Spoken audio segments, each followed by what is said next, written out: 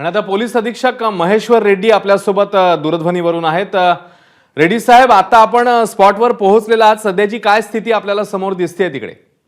जे ऍक्सिडेंट झालं होतं त्याच्यामध्ये सध्या 11 कॅज्युअलिटीज आहेत, 11 जे डेड बॉडीज आहे आम्ही जळगावला रवाना केलेलं आहे आणि 5 लोक जखमी होता। ते जखमी लोकांना पाचोरा सिव्हिल हॉस्पिटलला आम्ही रवाना केलेलं आहे आणि दोन्ही जे ट्रेन्स आहे पुष्पक एक्सप्रेस दोन्ही ट्रेन्स पुढच्या स्टेशनमध्ये पोहोचलेले आहे।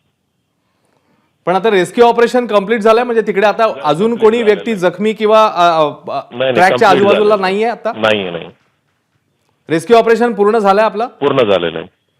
नेमकं कारण काय, पण कशामुळे ही घटना घडली या संदर्भात काही डिटेल्स कळलेत आपल्याला सर? जे रेल्वे ऑफिशियल्स कडनं आणि पॅसेंजर कडनं जे ऐकायला असं भेटलं की पुष्पक एक्सप्रेस मधून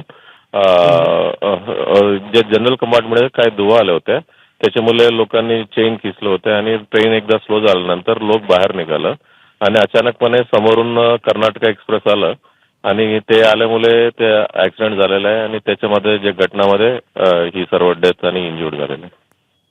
आता टोटल इंजुरीज किती आहेत सर? अजून किती लोक इंजुर्ड आहेत? आता 5 लोक इंज्युर्ड आहे, सर्व सेफ आहे, म्हणजे असं काही सिरियस नाही। त्यांची प्रकृती कशी आहे, म्हणजे त्यांना त्यांना कशा प्रकारच्या इंजुरीज आहेत?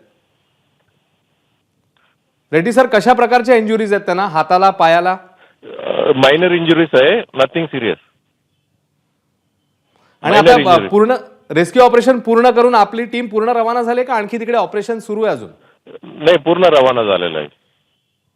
Okay, thank you so much Reddy sir, आपण सविस्तरपणे आमच्याशी बोललात त्याच्याबद्दल। तेव्हा जसं आता SP सांगत होते, जळगावचे पोलीस अधीक्षक सांगत होते की सध्याच्या घडीला रेस्क्यू ऑपरेशन पूर्ण झालेलं आहे। 11 जणांचा ज्याच्यामध्ये मृत्यू झाल्याचं समोर येते आणि 5 ते 6 जण जे दुखापतग्रस्त आहेत, जखमी झालेले आहेत, त्यांना हॉस्पिटलमध्ये दाखल करण्यात आले। सध्याची जी माहिती आहे त्यानुसार SPंनी पोलीस अधीक्षकांनी आपल्याला माहिती दिली, त्यानुसार रेस्क्यू ऑपरेशन सध्या तिकडे पूर्ण झालेलं आहे आणि आता जखमींवर उपचार सुरू आहेत। समोरून येणाऱ्या बंगळुरू एक्सप्रेसने प्रवाशांना धडक दिली, ज्याच्यामध्ये 11 जणांचा मृत्यू झाल्याची सध्याची माहिती।